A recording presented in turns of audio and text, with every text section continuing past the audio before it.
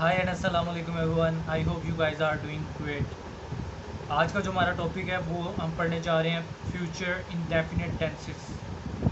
तो without any further due हम start कर लेते हैं इसकी आइडेंटिफिकेशन से कि इस तरह के टेंसेस जो हमारे पास आएंगे तो उनकी आइडेंटिफिकेशन क्या होगी।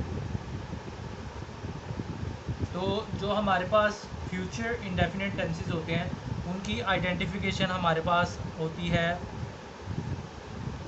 गा, गी, गे। यानी फॉर एग्ज़ाम्पल वो खाना खाएगा, वो अपना काम करेगी, वो क्रिकेट खेलेंगे, यानी कि जो काम फ्यूचर में होगा। तो इस तरह के टेंसेस की ये आइडेंटिफिकेशन होती है गा, गी, के। तो उसके बाद अब हम बात करेंगे इनके हेल्पिंग वर्ब्स के बारे में कि इस तरह के जो टेंसेस होते हैं इनके हेल्पिंग वर्ब्स क्या होते हैं। हेल्पिंग वर्ब्स तो सिंपली जो इनके हेल्पिंग वर्ड्स होते हैं वो होते हैं विल और शैल। विल और शैल में अक्सर ही लोगों को कन्फ्यूजन रहती है कि ये सही विल कहाँ पर इस्तेमाल होता है, शैल कहाँ पर इस्तेमाल होता है। तो इसको हम थोड़ा डिटेल में बात करेंगे, इस पर एक सेपरेट वीडियो भी हम बनाएंगे जिसमें हम प्रॉपर इसको एलेबरेट करेंगे। तो सबसे पहले हम अगर बात कर लें कि विल कहाँ पर इस्तेमाल होता है।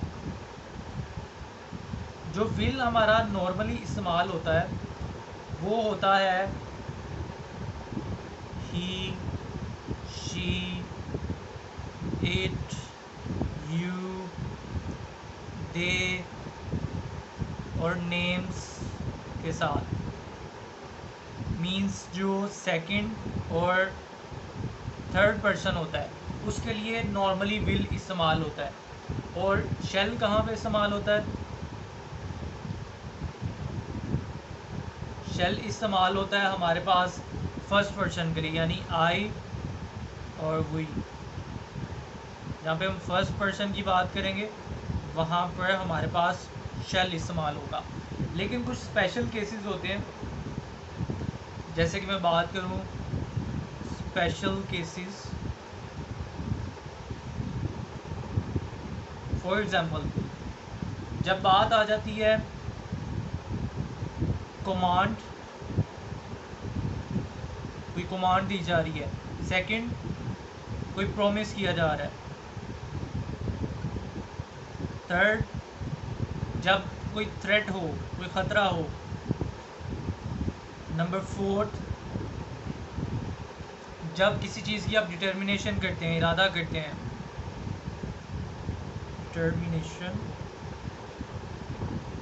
नंबर फिफ्थ जब आप कोई एडवाइस देते हैं, या आपको कोई एडवाइस देता है या आप किसी को एडवाइस देते हैं। नंबर सिक्स जब विलिंगनेस की बात होती है, कोई आप काम करना चाह रहे हैं अपनी विल पे, विलिंगनेस पे, विलिंगनेस। ठीक है, जब ये 6 केसेस होते हैं तो तब शेल और विल किस तरह से इस्तेमाल होता है। जब ये 6 केसेस होंगे तब हमारे पास जो विल आएगा वो चेंज हो जाएगा। अब वो चेंज किस तरह से होगा कि जो इन केसेस में हमारा विल वो फर्स्ट पर्सन के साथ इस्तेमाल होगा और जो शेल है वो सेकंड और थर्ड पर्सन के साथ इस्तेमाल होगा। और जो फर्स्ट और सेकंड थर्ड पर्सन मैंने यहाँ पे लिख दिए हैं कि फर्स्ट पर्सन यानी आई और वही, और सेकंड और थर्ड पर्सन यानी he, she, it, you, they, names. ठीक है, तो इन स्पेशल केसेस में इस तरह से ये चेंज हो जाएगा, ये आपस में शिफ्ट हो जाएंगे कि विल के साथ फर्स्ट पर्सन और सेकंड और थर्ड पर्सन के साथ हम शेल का इस्तेमाल करेंगे। तो इसके बाद हम बात कर लेते हैं कि इनके स्ट्रक्चर्स के बारे में, या इनके जो फार्मूलाज होते हैं हम फार्मूलाज को किस तरह से इस्तेमाल करते हैं। हम फार्मूलाज के लिए यहाँ पर साइड पे फार्मूलाज लिख लेते हैं, दरमियान में हम अपने टेंसेस को सॉल्व करेंगे। तो सबसे पहले अगर हम बात करें स्ट्रक्चर या फार्मूला क्या होते हैं,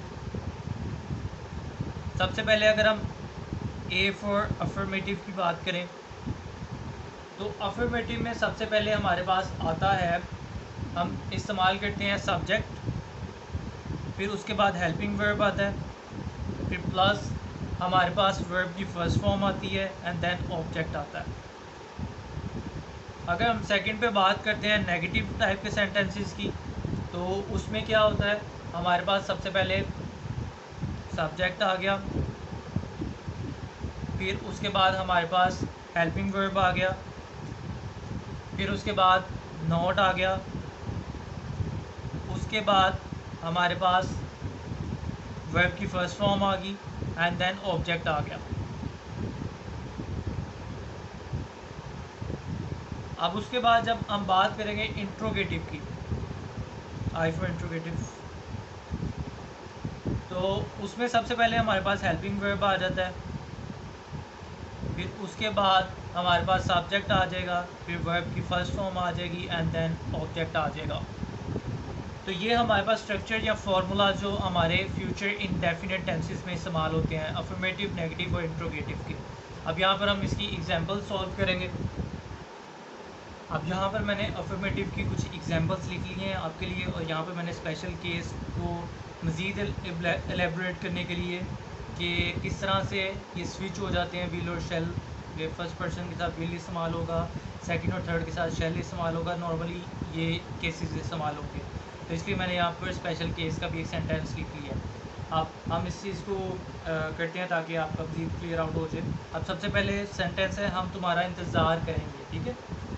अब सबसे पहले हमने यहाँ पर देखना है कि ये हमारे पास सिंपल सेंटेंसेस है जिनकी आइडेंटिफिकेशन थी गा की के, हम तुम्हारा इंतज़ार करेंगे, ठीक है। अब हम, हमारी बात यानी वी, तो वी के साथ क्या इस्तेमाल होता है, शेल इस्तेमाल होता है, ठीक है। तो हम तुम्हारा इंतज़ार करेंगे, सबसे पहले आ गया वी, ठीक है। उसके बाद हमारे पास सब्जेक्ट के बाद हमने हेल्पिंग वर्ब का इस्तेमाल करना है, वी के साथ इस्तेमाल होता है शेल नॉर्मली केसेस में, वी शेल। फिर उसके बाद वर्ब की हमने फर्स्ट फॉर्म में इस्तेमाल करनी है, ठीक है, कि वो क्या काम हो रहा है, इंतज़ार करने का। तो इंतज़ार की फर्स्ट फॉर्म यानी कि वेट, वी शैल वेट। फिर उसके बाद किसका इंतज़ार करना है, हम तुम्हारा इंतज़ार करेंगे, ठीक है, object, we shall wait for you, हम तुम्हारा इंतज़ार करेंगे, we shall wait for you. अब सेकंड पे मैं अपने दोस्त को कल मिलूँगा। अब यहाँ पर देखें मैं यानी आई, तो इसलिए आई, फिर उसके बाद आई के साथ कौन सा हेल्पिंग वर्ब इस्तेमाल होगा, शैल इस्तेमाल होगा, आई शैल। फिर उसके बाद क्या काम होना, मैं अपने दोस्त को कल मिलूँगा यानी कि मिलने का काम होगा, तो वर्ब आई शैल मीट, और किसके साथ, मैं अपने दोस्त को कल मिलूँगा यानी object, I shall meet my friend, अपने दोस्त को माई फ्रेंड। और कब मिलूँगा, कल यानी टुमारो। यानी नॉर्मली केसेस में आपने देखा कि आई और वो के साथ शैल का इस्तेमाल होगा, बाकी सब के साथ विल का इस्तेमाल होगा। लेकिन जब ये स्पेशल केस की जब हम बात करेंगे, तुम अपने वालिदैन का हुक्म ज़रूर मानोगे, हुक्म की बात आ गई है, ठीक है, यानी कि यहाँ पे कोई कमांड दी जा रही है, हुक्म दिया जा रहा है, तो दैट्स वाई अब ये हमारे पास स्पेशल केस है। अब हमारे पास यहाँ पर तुम अपने वालिदैन का कहना हुक्म ज़रूर मानोगे, यानी तुम यू के साथ नॉर्मली क्या विल इस्तेमाल होता है, ठीक है, यू यानी सेकंड थर्ड पर्सन की जब बात होती है तो विल इस्तेमाल होता है। लेकिन यहाँ पे हुक्म कमांड की बात आ गई है, तो यहाँ पर इस्तेमाल होगा हमारे पास शेल इस्तेमाल होगा। तो क्या होगा, तुम यानी यू, फिर उसके बाद हुक्म आ गया तो हमारे पास हेल्पिंग वर्ब अब सेकंड और थर्ड पर्सन के साथ शेल इस्तेमाल होगा, यू शेल। हुक्म मानना, ओबे, किसका हुक्म मानना है, पेरेंट्स का, वालिदैन का, यू शैल ओबे योर पेरेंट्स, ठीक है। तो इस तरह से यहाँ पर लकीली विल वाला टेंस कोई नहीं आया, वरना ये है कि सिंपली आपने ये चीज़ फॉलो करनी है कि नॉर्मली विल शेल यानी सेकंड थर्ड पर्सन के साथ विल, फर्स्ट पर्सन के साथ शेल, लेकिन स्पेशल केसेस में command, promise, threat, determination, advice और विलिंगनेस के साथ फर्स्ट पर्सन के साथ विल और सेकंड थर्ड पर्सन के साथ शेल आपने इस्तेमाल करना है, जिसका मैंने यहाँ पे आपको डेमो दे दिया है। अब हम जल्दी से नेगेटिव सेंटेंसेस की एग्जांपल कर लेते हैं। अब यहाँ पर मैंने नेगेटिव सेंटेंसेस की मैंने 2 एग्जांपल्स लिख ली हैं। अब यहाँ पर सबसे पहले एग्जांपल पे अगर आप फोकस करें, आज बारिश नहीं होगी, सबसे पहले हम क्या करते हैं, अब हमारा ये जो स्ट्रक्चर है इसको हम एक यहाँ पर लिख लेते हैं, subject plus helping verb plus not plus verb की फर्स्ट फॉर्म प्लस ऑब्जेक्ट। ठीक है, तो सबसे पहले आज बारिश नहीं होगी। ठीक है, तो सबसे पहले सब्जेक्ट हमारे पास क्या है, इट। अब उसके बाद देखें यहाँ पर इट का इस्तेमाल हुआ है और नॉर्मल केस है, तो इस वजह से इट के साथ क्या इस्तेमाल होगा, विल का इस्तेमाल होगा, इट विल। और क्योंकि ये नेगेटिव सेंटेंसेस है इस वजह से इसके साथ नॉट आ जाएगा, इट विल नॉट। उसके बाद हमने वर्ब का इस्तेमाल करना है और वर्ब की फर्स्ट फॉर्म इस्तेमाल करनी है, तो वर्ब क्या, बारिश, रेन। क्या काम हो रहा है यहाँ पर, बारिश होने का, इसलिए रेन। फिर उसके बाद आज बारिश नहीं होगी, it will not rain today, आज। ठीक है, यहाँ पे देखें विल का इस्तेमाल हुआ है, नॉर्मल केस था, स्पेशल केस नहीं था, इसलिए यहाँ पे इट के साथ विल का इस्तेमाल हुआ है। अब उसके बाद वो मेरी चुगली नहीं करेगा, वो यानी सब्जेक्ट हमारे पास क्या है, ही। अब नॉर्मल केस है, तो नॉर्मल केस में सेकंड थर्ड पर्सन के साथ हम विल का इस्तेमाल करते हैं, तो ही विल। फिर उसके बाद नेगेटिव सेंटेंसेस है, तो ही विल नॉट।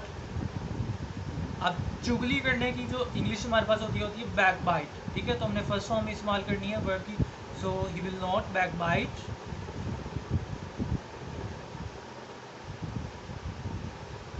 किसकी चुगली नहीं करेगा, वो मेरी चुगली नहीं करेगा, तो object he will not backbite, object मेरी यानी मी,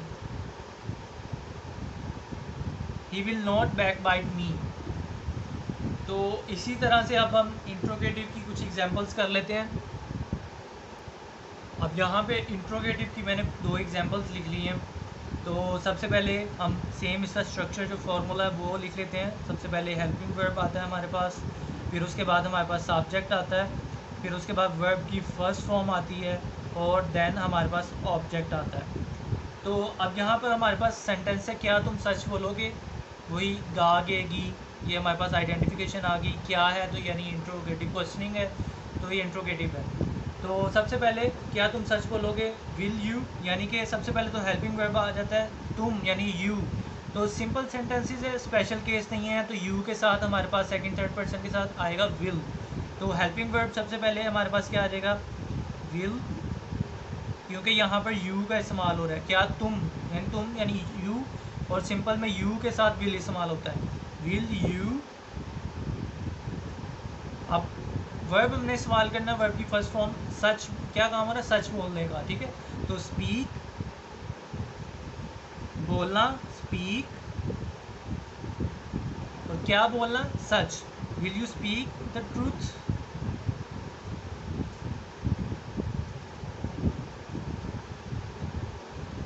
यानी क्या तुम सच बोलोगे, will you speak the truth. अब इसी तरह सेकंड एग्जांपल की जब हम बात करेंगे, पुलिस छापा क्यों मारेगी, तो पुलिस की जब बात हो रही है वो हमारे पास नेम्स में आता है, यानी पुलिस। ठीक है, तो किसी स्पेसिफिक ग्रुप की बात हो रही है, नेम्स यानी पुलिस मैन। तो पुलिस छापा क्यों मारेगी, तो सबसे पहले क्यों, जब किसी क्यों क्या इस तरह की क्वेश्चनिंग आ जाती है, सबसे पहले वो आता है, तो क्यों, वाई। देन हम हेल्पिंग वर्ब यूज़ करेंगे क्योंकि इंट्रोगेटिव है, वाई विल। विल क्यों आया, क्योंकि हमारे पास नेम्स आ गए, policeman, so why will the police. अब छापे की इंग्लिश क्या होगी, रेड। सो पुलिस छापा क्यों मारेगी, why will the police raid. ठीक है, सो आई होप आपका फ्यूचर इंडेफिनिट टेंसेस अब क्लियर हो चुके होंगे। तो अगर ये वीडियो आपके लिए हेल्पफुल रही तो चैनल को लाइक करें, सब्सक्राइब करें, अपने फ्रेंड्स के साथ शेयर करें, क्योंकि जब आप लाइक सब्सक्राइब करते हैं और शेयर करते हैं तो आपकी तरफ से अप्रिसिएशन होती है। तो नेक्स्ट वीडियो में हम फ्यूचर कॉन्टीन्यूस टेंसेस के साथ आएंगे, तो तब तक के लिए अपना ख्याल रखें। Bye bye and take care.